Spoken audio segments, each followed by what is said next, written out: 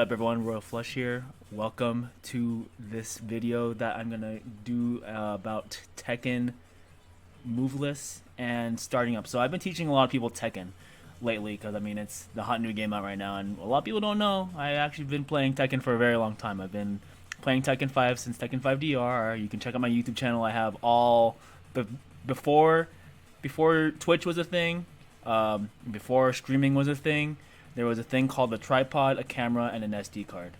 That was how you recorded tournaments back in the day. And you just put all the videos on YouTube when there was a time limit. And, you know, I was there. I was there for a lot of that. Mostly for Tekken 5 DR specifically. So, I mean, I used to fiend the Tekken Zaibatsu forums and read the Jin forums like it was like a homework. So, but the thing is here with Tekken, you have such a wide array of characters here. Really, just look at them. There's 30 characters in this game so far, and they all have very different styles. And they have everyone has at least a move list of at least 100 moves, at least. And so now, what my goal here is today is to show you, when you're looking through the move list, there's a lot of stuff you have to look through. And one thing you gotta do quickly is try to cut down on the move list as much as you can.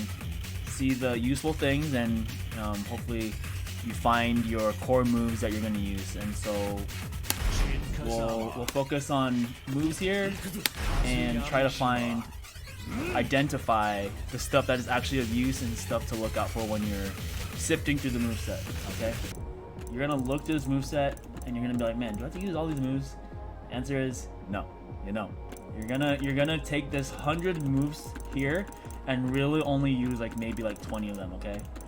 And if you really want to, maybe even just 12 of them.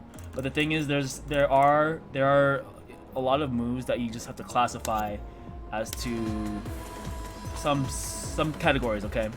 I would first start with your pokes, okay? You want to know that what's considered fast in this game is anything from 10 to, I would say 13 frames. 13 is like as the slowest of the fastest, okay? So in Jin's case, you got your 1-2 and your 2-1s, down forward 1. Those are already right there. We already have 3 moves, okay? 2-1. This is a core move because it sets up his offense like crazy, okay? You could actually just get by with 2-1 if you're brain farting. And then his 1 series has many follow-ups, okay?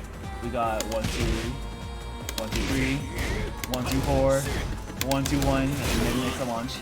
1-3 down, 1-3-4, which you don't want to do the last one because it's hella punishable. Okay, so pokes. You want to know your fast pokes. And then also this one, down forward 4. This is a hit confirmable mid, and it also has 2 follow-ups too. Okay, you got down forward 1-4. And down forward 1-4-4, which is delayable, but it's punishable mid, okay?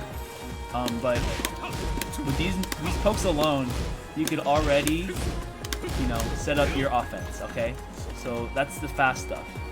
Now let's look at punishers. Punishers, so you could see the frame data there in the corner. Really useful stuff. What you want to see is with your pokes and your moves that you're about to do. Firstly, put your opponent on standing all and then block all second. So that way when you start doing attack strings, we're going to be able to recognize whether parts of a combo are natural or not. And what we mean by natural combo is when you have an attack string, so take Jin back forward 2-1-2 for example. Notice I'm not going to delay it because parts of this string are delayable. That whole thing is delayable, okay? All 3 hits. So if we delay it, not a full string. But if we don't delay it, back forward 2-1 is a natural combo. I believe it even is the case when he's crouching. It'll actually take him out of block. See, it actually made him block. So on moves that are delayable, you want to be sure that if it's delayable, is it natural? And even just hits that have multiple strings, multiple follow-ups. So Jin's 1-2-3, this combo has never been a natural combo. This is literally just a mix because now he has a 1-2-1 string, which is also not a natural combo. This should be natural combo from right here. So I'm gonna have it counter hit here. Okay, that combos now. You see, before you would be able to just duck, anticipating the 1-2-4. I mean, I believe this is natural. on counter hit, okay? So 1, 2, 3 on counter hit, not natural anymore. But if they block this part, then Jin gets a follow-up, you know? Okay, if you manage to make that work. Okay, so your string. Gotta know what is natural. Okay, next punishes.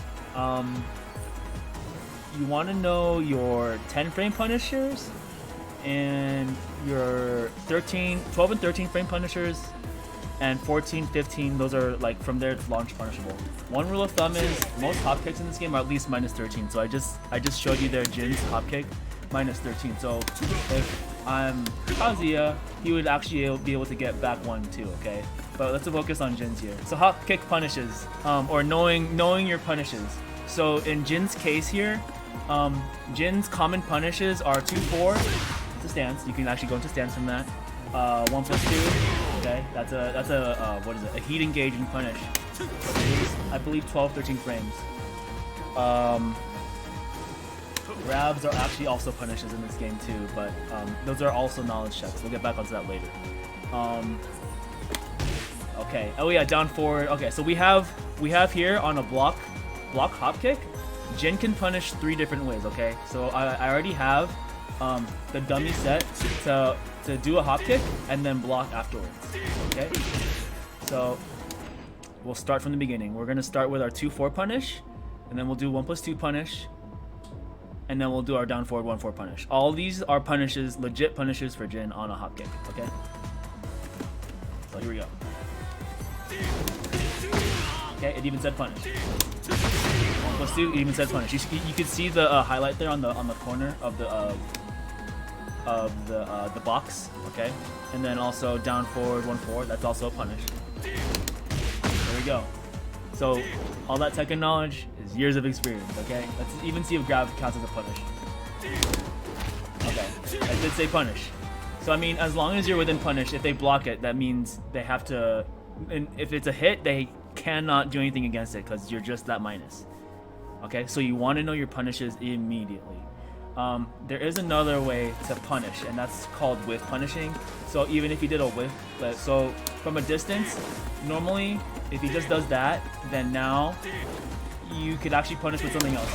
We could actually try like a electric, okay?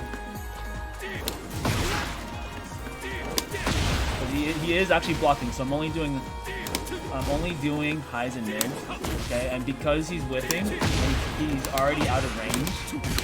That means he can't even block that punish. So creating whiffs in this game is extremely important too. I mean, that's all based around your movements. Stances in this game, for the most part, I think almost every character in this game has a stance. Let's not include heat stuff right now, but let's just talk about Jin. Jin only has 2 stances.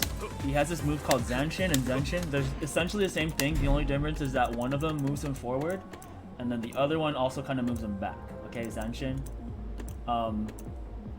But essentially, they are the same thing. He has moves that end in Zanshin. So like take for example 4 plus 4, which is a long-reaching mid. That leads to combo. Okay. If you hold forward on this, he goes into Zanshin, okay? What other moves go into Zanshin? Back forward, 2, 3, forward. Okay, back forward, 2, 3, forward. This is Zanshin right there. Also useful in combos. Oh yeah, I did another one right there. This one's extremely important. Back 3, forward, Zanshin, okay? So what you want to know about stances, you're not in them very often. And 2, you're in it specifically for certain moves, okay? And it just so turns out almost all of Jin's moves out of Zanshin are extremely useful, okay? Out of Zanshin, what does he have? He has, that's a natural hitting mid-mid, okay? Mid-mid. Mids in this game are extremely strong. He has his 2 follow-up is Zanshin 2. Look at all those icons. That's a heat engager, armored, and a tracking move, but it's a high. Okay? So, you get all that? What else does he have? Zanshin 3. This is a tracking mid. One rule of thumb about tracking moves in this game, they are generally considered to be safe, okay? We'll even put the opponent on block. And now what's considered safe in this game? This is actually a prime example of what's safe.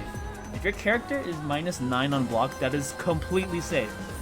Most standard jabs in this game are 10 frames. So that means even if they block this, the worst that you'll have to do is block, okay? If you attack again, then you're probably gonna get counter hit. But that means you're safe. Okay? So that's Zanshin 3. Zanshin 4, this is a stomp move. So one thing about stomp moves in this game, you're gonna want to keep them in mind because the game doesn't really show it to you in the move list. Say via the like the red icon here, where this is a tornado spin, so that's specifically combo material right there. So I'm gonna do a combo that leads to this. Is that yellow icon? That yellow icon means that on stages with a floor break or floor blast, this will actually initiate the floor break or the floor blast, assuming you've already haven't used it yet. Oh yeah, he has another follow-up from Zanshin 1. Not no combo, but you're not gonna just use it out of the open. You're gonna actually use it mid-combo. And that brings me to another thing about some strings. Some of them they fall into the combo filler archetype in my opinion, and also combo ender. So in Jin's case, down back 223, you would never use this in neutral because one, it's kind of slow, and secondly, between the second and third hit, you can just jab them out, okay? You get a free counter hit. So you would, in most cases, you're actually gonna end your combos with down back 223, okay? End your combo here. Okay, they didn't use the tornado spin. Okay, combo filler. Back onto stance. There is two more moves out of Zanshin. He has a low. And another thing, he has a grab. Oh shit! Oh, I forgot that. And out of Zanshin, he also has a grab. So you could do, yeah. Yeah.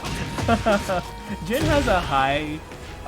He already has a good mid-low mix, but now you add in grab. This is extremely dangerous because at the lower to beginning level of this game, most people don't know how to break grabs, okay? I understand that breaking 1+3 and 2+4 grabs, you could actually break with either 1 or 2 break, but say this, did you know this is a special grab? This is his down forward 2+3 grab, so that's counted as a special grab.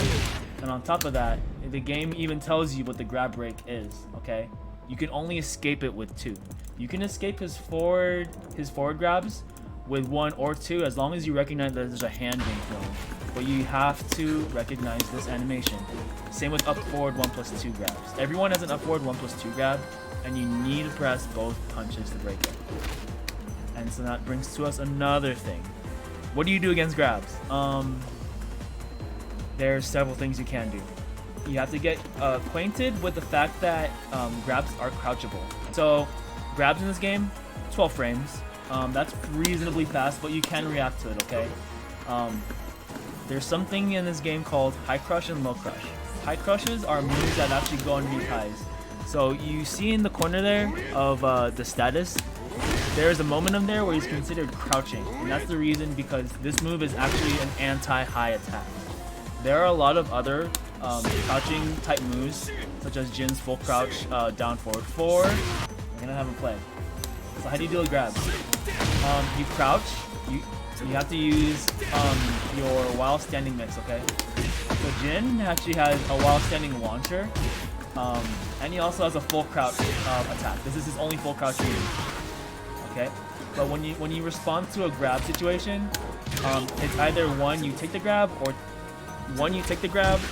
or 2, you respond to it by breaking it, or 3, you actually crouch it and punish it.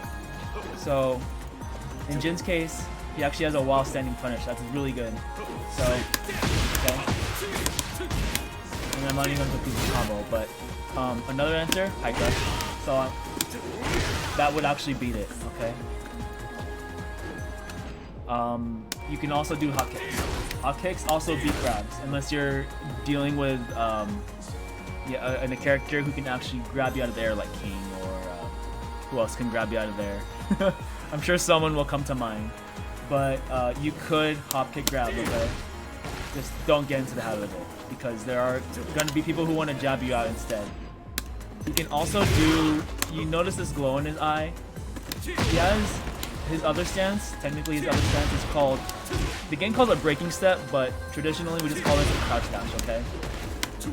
That's a forward, down, forward neutral input, and you physically see the crouch dash. It's specific to Mishimas like Kazuya, Jin, and spoilers, Reina. You can actually do something called electric, okay? So that was electric right there with Jin. Okay, this is a stance technically. It also has 4 follow-ups. Well, specific follow-ups. Crouch dash 1, crouch dash 2. This is technically wall rising 3, but you can also do it as a crouch dash move. And crouch dash 4, 2. So technically this is a Jin stance, crouch dash. But from Zanishin's stance, if you hold down forward, his next, if you chose to do electric, or sorry, crouch dash 1 or crouch dash 2, this is guaranteed electric, okay? No execution required. And the instance for that being useful,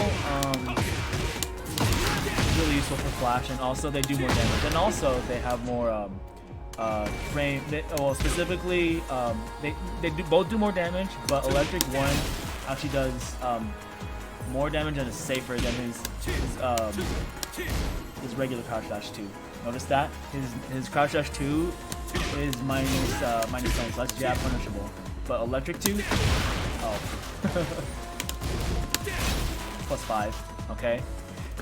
Electric is special in the sense that it functions both as a poke, a combo starter, and well, combo start. Wait, and a tracking move. It actually does track. Okay. So that's always why electrics have been extremely powerful. Fast move, and combo starter. The real mix of this game actually comes from mixing mids and lows. So now with your lows, this is where the reward comes in, because a lot of lows in this game, they might not seem like they lead to much, but this is actually where your mix comes from. You'll be mixing these lows because they are risky, but then that makes your mid stronger. So what you have to do is condition your opponent to want to keep on blocking your stuff standing, and then you start hitting them with lows. But then of course Jin has some other lows that are probably a bit more high risk, okay? Such as his crouch dash 2-4. Okay? You have to commit to this thing. And it leads to a really favorable knockdown. See, I could actually start going for stuff on their wake up if they're not careful. Okay. Then he also has some other lows that are just safe-ish on block. Okay, that's still minus 12. So you have some unseeable lows like down back 4. Okay, but still unsafe on block. And then you start mixing in your mids. Okay, and that can be anything like launchers, just regular standard pokes. You cannot crouch mids in this game. So even if you're tempted to start crouching, you know, you can't block these mids crouching. You have to block them standing. 2-1-4, can string on counter hit. Okay, but then when you start mixing your mids and lows, that's really where the mix-up game comes from. So say you're gonna take your opponent down to like you're at the end of near the end of the round and you just need a hit. You're not gonna want to be ending round with crouch dashes or even pop kicks. Okay, you want to rely on your pokes. You have to become attentive to your pokes. Okay, you could probably win a lot of rounds simply just by poking. Combos should always be the last thing you learn. And yet, that's the first thing people want to do. Okay? Low crushes, these are moves that are usually considered airborne. So, like, take his Jin's up 4-3, for example. Those will go right over lows. His 4-3 goes right over lows. It says airborne. So, if you're considered airborne, that means if you try to do a low against it, then chances are it's going to miss. And your move that avoids the attack via jumping, like the physically in the act of jumping, is gonna miss. Okay, when you're seeing stuff about your moves, you need to see how unsafe you are on your stuff. Okay, so Jin actually has quite a few fast moves. Okay, 2-1, down 4-1, down 4-3 actually is also L move. But what you want to start seeing is how punishable you are on your stuff. Okay, So take for example 2-1-4. This move is extremely delayable. Okay, -9. So he's actually very safe on the string. But what about stuff that's unsafe? Forward, hop kick is those are always unsafe. This launch right here is -19, so even more unsafe. So they would when you start getting into like 15 frame and minus on block, that's when you start going for hop kicks or just down 3+4. All right, here's another one. When you start blocking these high risk lows, notice that's -31. Okay, on these high risk lows, notice the different ways we can punish this. All right, -31. That's a lot. Here we go. So I got punished though. You can do hop kick punish. Since Jin actually has a good wall rising punish. While sending too. It's a combo. Okay. Down 3+4, another one. Basically, when you have these higher punishes, you have opportunities to go for better launches, okay? Honestly, hop kick is more than enough on something -31. You don't have to go all out to do like a maximum punish. I think main things about heat, you just need to know that heat smash is always a combo extender, an armor move. So it's actually really good against in like later situations where like you want to actually try to avoid lows. Like armor moves, this is an armor move really disrupts a lot of traditional Tekken meta, because normally you're respecting your opponent to not doing anything, but when you throw this thing out, that respect goes at the door. Okay, say you catch him doing a hop kick, then suddenly you just caught him midair and now you get a combo. Punishes, pokes, combo starters, your safe tracking moves, okay. Stuff out of stance, that's pretty good. Stuff out of stances that are actually useful. Stuff out of stance that are hella cheap. Stuff out of stance that are actually combo material. Okay. These all come together. Here's one really important thing. When you really recognize that there's a part of a move that you don't like, you have to be willing to overlook it and just walk past it, because again, you're not going to use all these moves. So like, let's take this thing right here for example. This is extremely situational, okay? You're not going to use this thing very often. Firstly, you have to be in heat, okay? For the follow-up, this to even be a thing. Look at all that heat that it uses like a third of your heat even on Whiff, okay? And it has these cool follows, but then look, I'd be -23 right there. Look at that. Shit. We have a special move that none of that was real, okay? When you run into moves that have like such a niche usage, you have to be willing to move on and accept that this move is not that useful. But if it does have its uses, you can go ahead and attempt to use it. But just know that in the core of Tekken's gameplay, you're gonna spend most of your time just blocking each other. You know, find your low hits, okay? But conditioning your opponent to feel them out, see what they like to do, see what moves they like to spam, and see what is actually, you know, making you tick a little. Sometimes some of those really good moves happen to be counter. So like in Jin's case, this 4+3 is normally a good, like long-reaching hit, and so if you get counter hit by this thing a lot, it's because you're swinging from the far distance. That would be like Jin's main counter hit tool. There are some other counter hit tools that would actually be pretty useful, in the sense that if you keep getting hit by this, it's really abusable. And that's another thing. There are strings in this game where if you're not seeing that you're not reacting to this, then all you gotta do is keep on doing it until your opponent actually starts reacting to it. And Jin's 2-1-4-4 is actually a great example. You should be able to see that this thing's slow, but since I know that I actually still get hit by this thing, even though I know it's slow as I am. But it's still hella unblockable. Like when you block it, it's not unpunishable. So that's when you have to start going mids. Okay. But yeah, when you see a move that does not look useful to you, you have to recognize that immediately. So let me find another not so useful. Okay, this one right here. So this is a new string that Jin has. This thing, oh my god. I don't like this move. Jin has so many other better lows. If you want a really good low, down 2. Down 2, this thing, let's look at all the great things this thing is. It's a counter hit launch. It crouches all the way through. Which is crouching, because he already has a solid wall rising game. Okay. Did I mention it's plus on hit, minus is on block.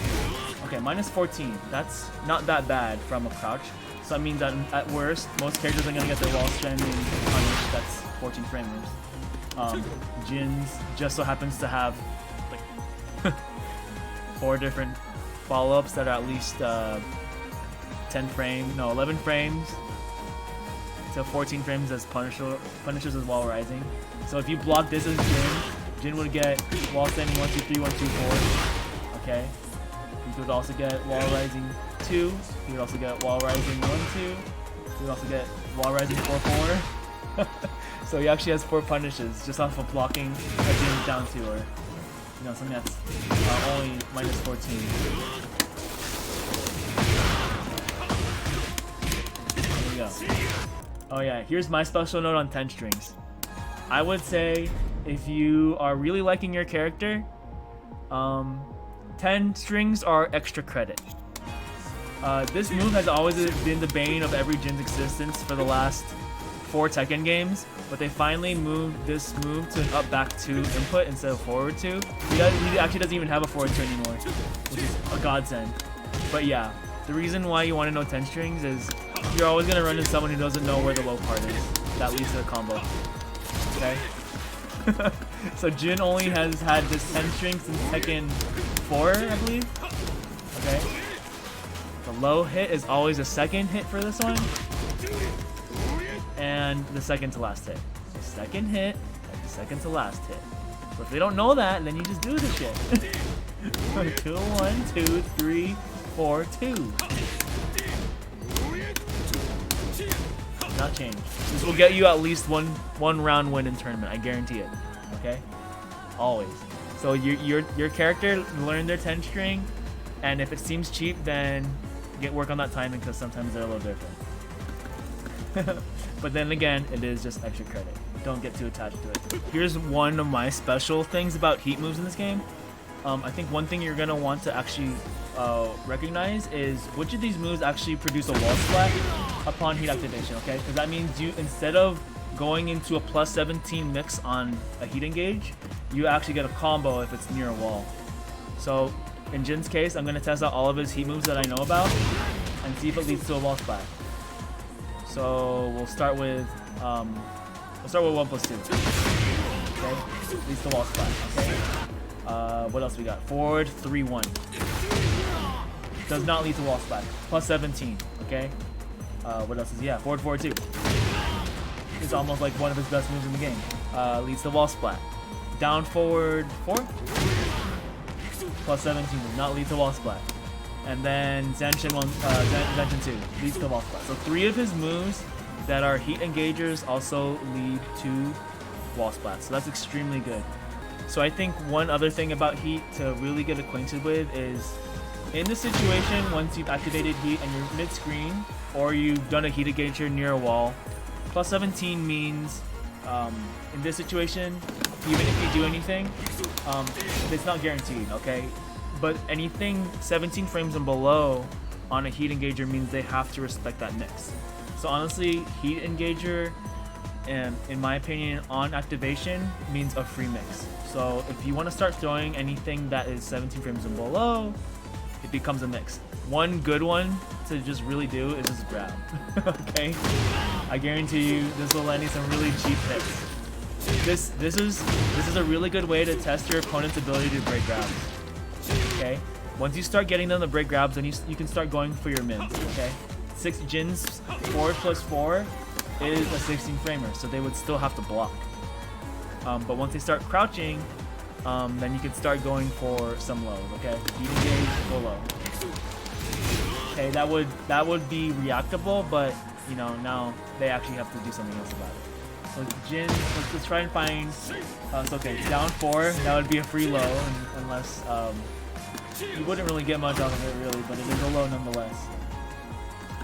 There are characters in the game who have low hitting heat smashes, so that makes their low game extremely strong. Jin, what's special about Jin's heat moves is that he actually has two of them. He has this one that is all combos, and then he also has 2+3, 4. Leads to this crazy knockaway, and is extremely good because you can actually follow up near a wall.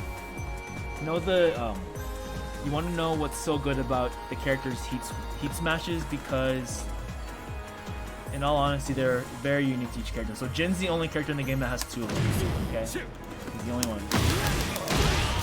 Honestly though, I would go for the 2+3, 4 follow-up. This one's really good.